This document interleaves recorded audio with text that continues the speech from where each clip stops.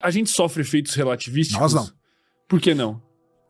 Porque a gente tá dentro da Terra, dentro da atmosfera terrestre. Não estamos e se tal. mexendo. A gente vive num sistema newtoniano, que a gente chama.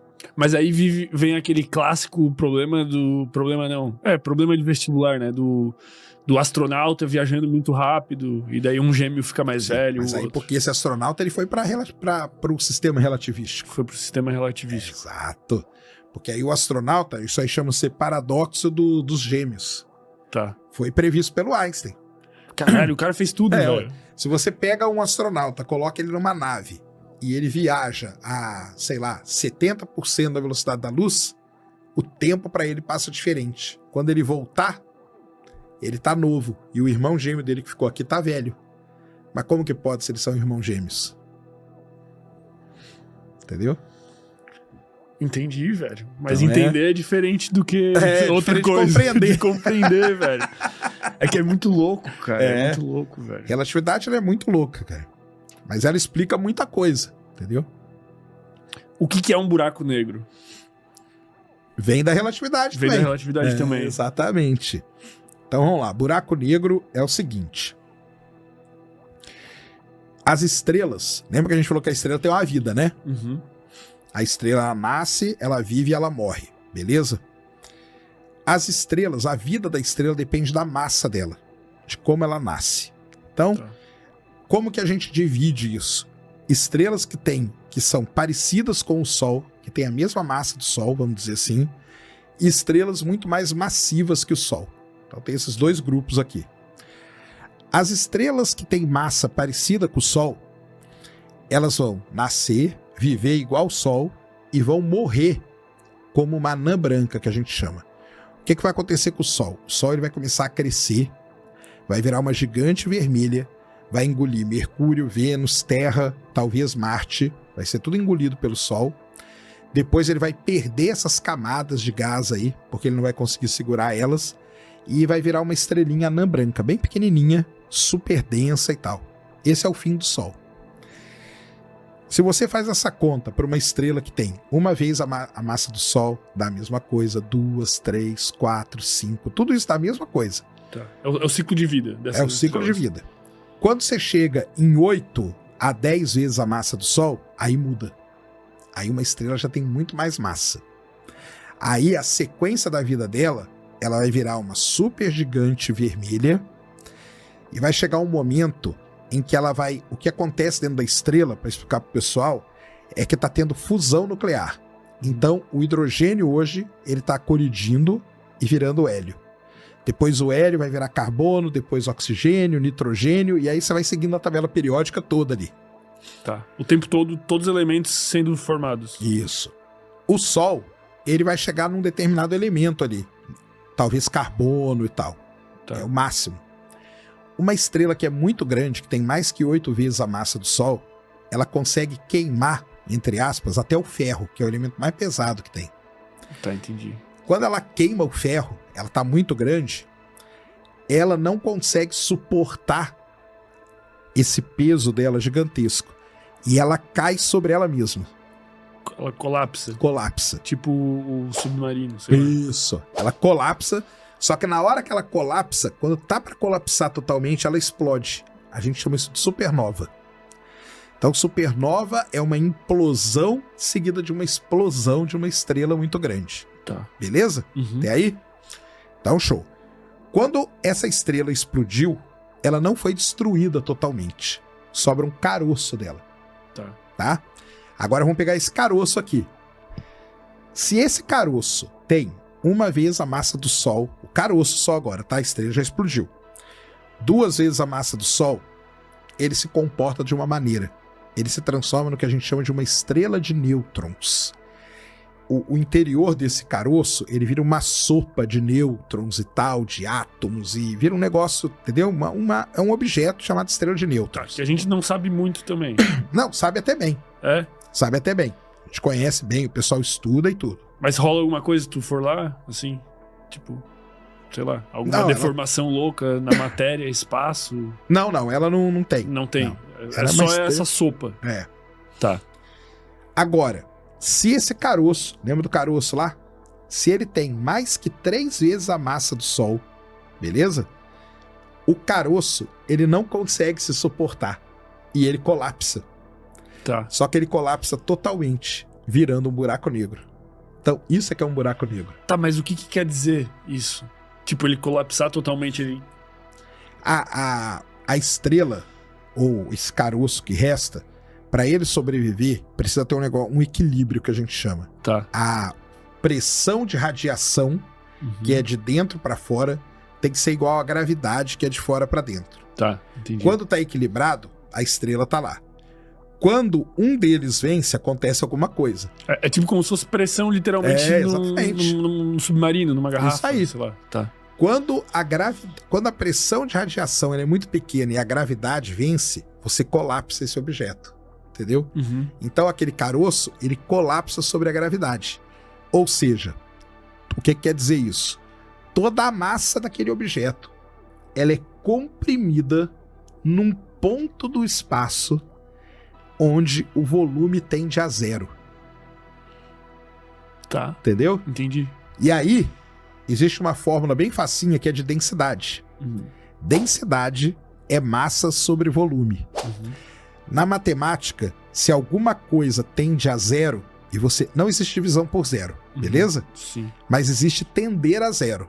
Se ela tende a zero, a densidade daquele objeto Tende ao infinito. Então é isso que acontece. Isso é um buraco negro. Tá, mas aí o que acontece na prática em volta disso? Porque Isso aí. O que acontece é o seguinte: se a densidade dele tende ao infinito, ele faz uma deformação gigante no espaço-tempo. Lembra lá que tem mesmo as sendo um bolinhas? ponto muito pequeno. Mesmo sendo um ponto, mas é de densidade infinita, cara. Ele fica com uma massa muito superior ao Sol. Muito. Não, muito. Ou Pode ser 3 vezes. 4 vezes. Mas tá. o problema não é a massa. O problema é a densidade. Entendeu? Entendi. Então, o Sol, ele deforma o espaço-tempo de uma certa maneira. Uhum. Um buraco negro, ele cria, aí que vem o nome, né? Basicamente, é como se ele criasse um rasgo nesse tecido. De tanto que ele deforma, ele cria um rasgo ali. Entendeu? E o que acontece quando a gente consegue ver buracos então negros? vamos lá. Tudo isso que eu expliquei é a origem do buraco negro. Tá. Só que esse buraco negro, lembra que eu falei que ele nasce da morte de uma estrela? Uhum. A gente chama ele de buraco negro estelar. Então, a gente tem buraco negro que é 5 vezes a massa do Sol, 10 vezes a massa do Sol, 20 vezes a massa do Sol. Aí o pessoal, poxa, mas só isso? É só isso, só que lembre-se que é tudo isso comprimido num volume que tende a zero, tá? Tá. Beleza. Quando a gente olha para o centro das galáxias, a gente vê um objeto muito parecido com esse, que é um buraco negro. Só que a gente chama ele de buraco negro supermassivo. Tá. Que ele tem milhões de vezes a massa do Sol.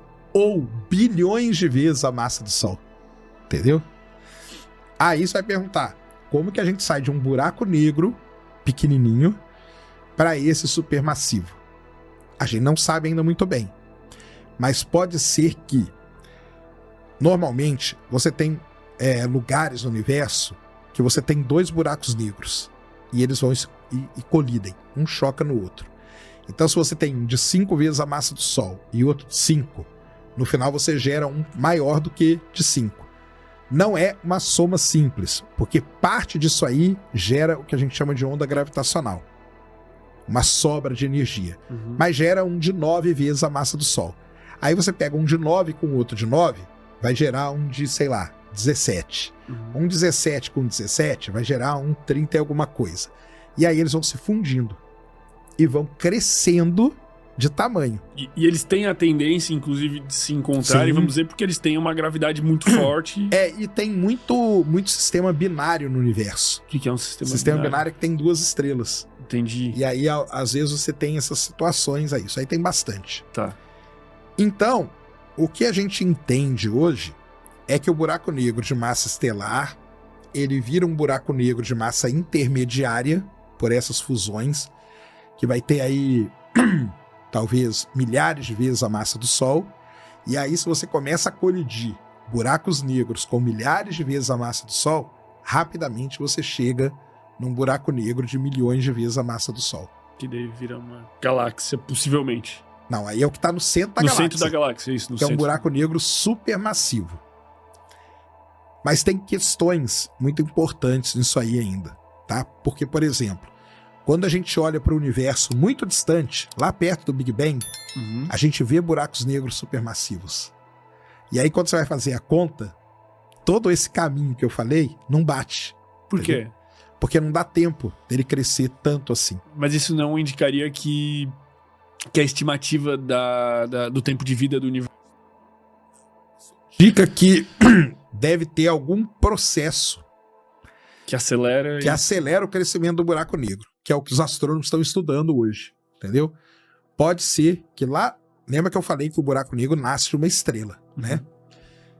Hoje tem uma ideia que lá no início do universo a gente tinha nuvens de gás e poeira gigantescas, do tamanho de uma galáxia.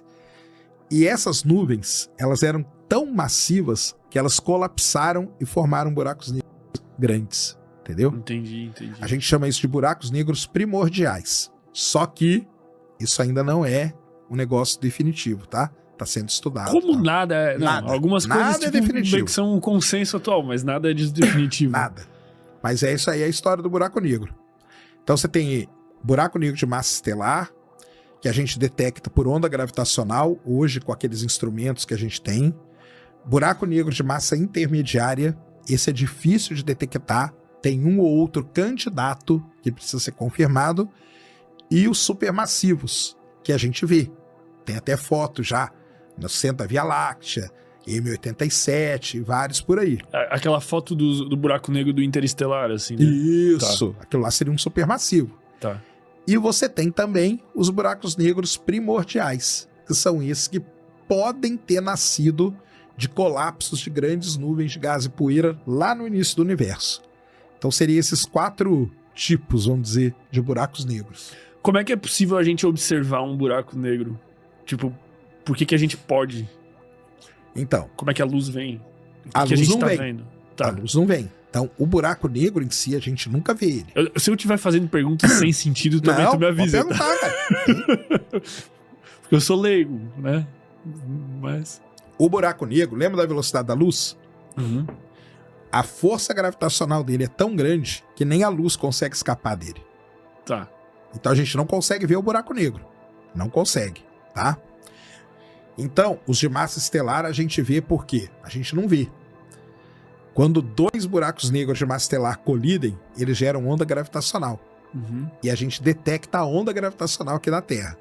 Como a gente simula no computador a onda, a gente sabe que foi 2 buracos negros. É tipo, sei lá, 2 bolas de boliche invisíveis se chocam na areia da praia. Tu não vê elas, mas tu vê a areia em volta. Exatamente isso. Assim. Exatamente isso.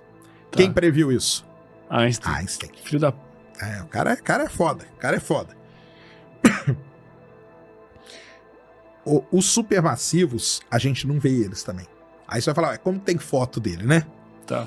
Então vamos lá. O buraco negro da Via Láctea chama Sagitários A Estrela.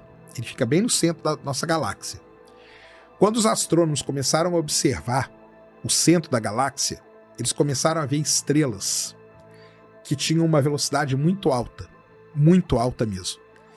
E aí, beleza. Porque quando você tem uma estrela com uma velocidade muito alta, você consegue calcular a massa do objeto que ela está orbitando. Entendeu? Pela velocidade dela, tu calcula. Isso. Tá.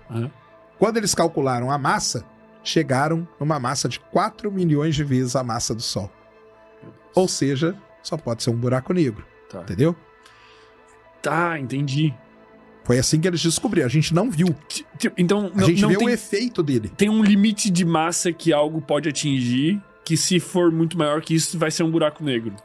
Porque se você não vê... Você tem...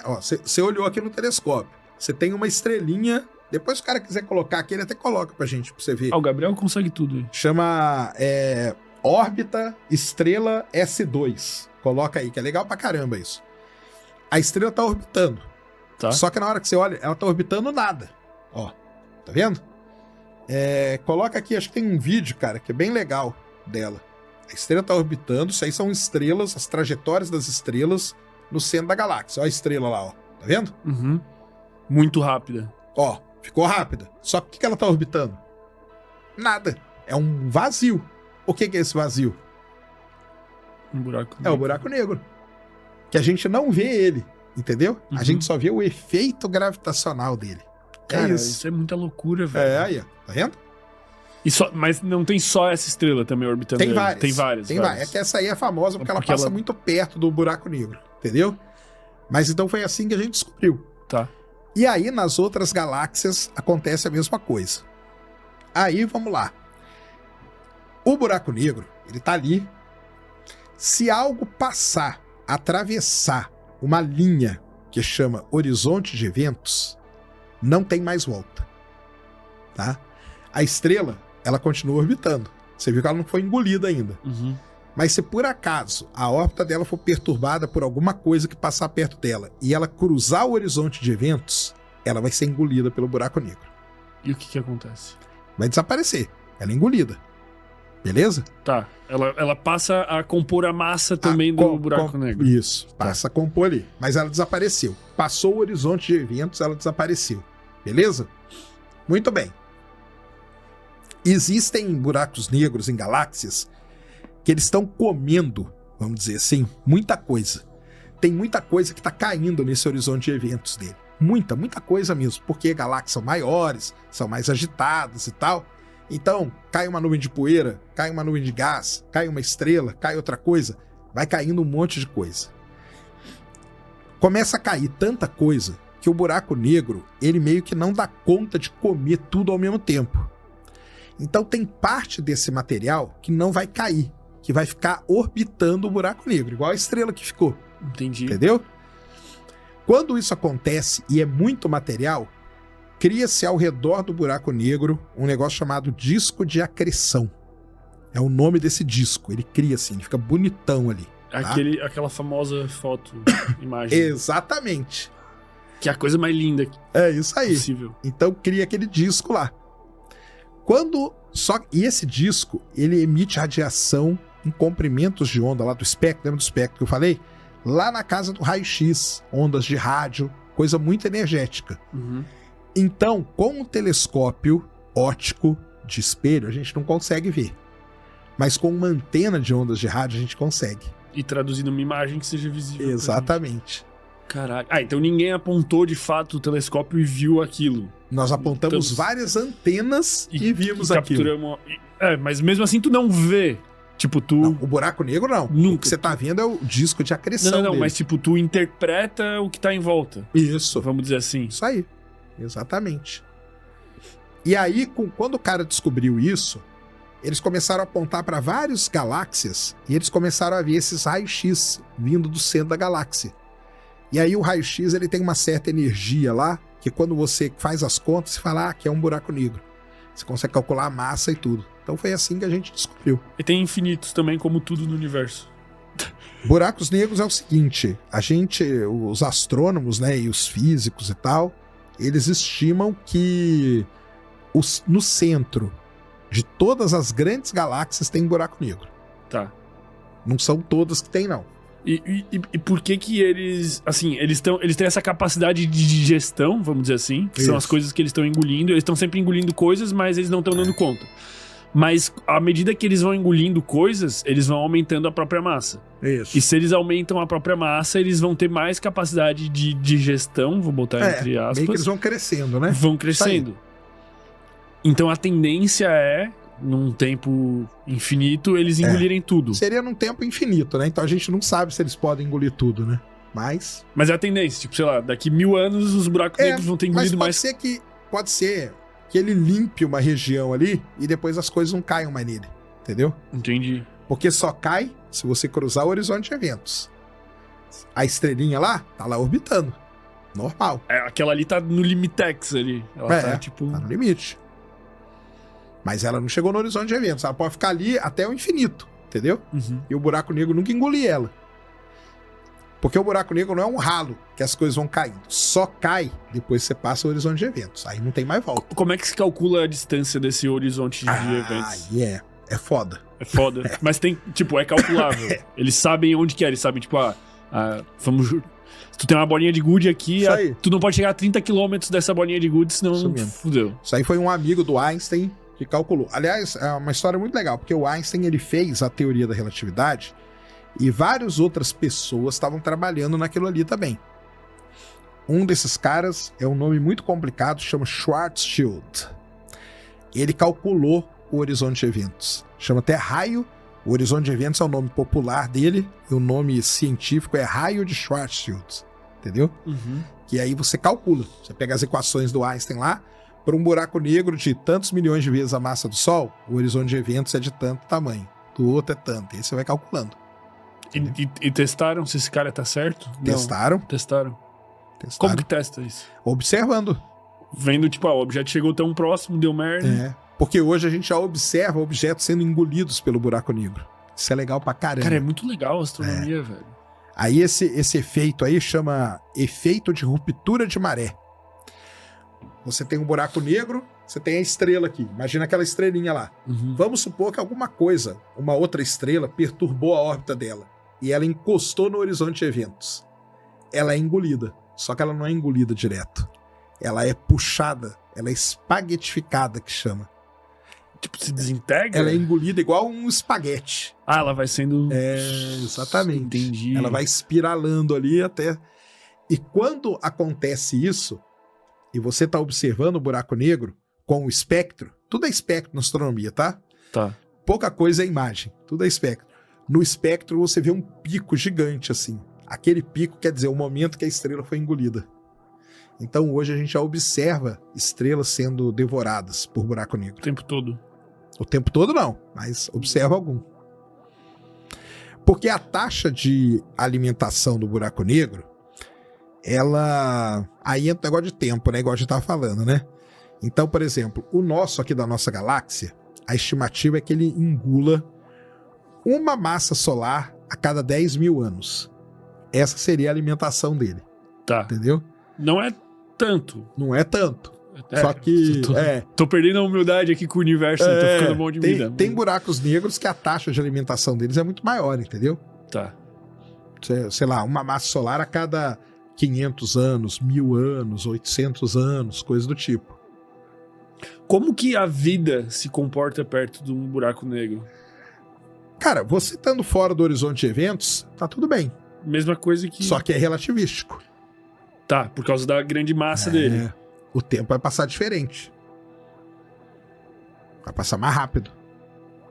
É o filme lá, o Interestelar. Uhum. Quando eles descem e vão no planeta de Miller. Posso te contar uma coisa? Ah. Eu não assisti Interestelar Pô, tem que ainda. assistir. Sabe por quê? Assista Não, hoje. mas eu vou te dizer por quê. Porque eu tenho certeza que eu vou amar. E sabe quando tu sabe que tu vai amar uma coisa e tu tá, tipo, guardando ela pra um momento especial? Assista pô? várias vezes. Assista todo mês, cara. É bom demais. Pode deixar.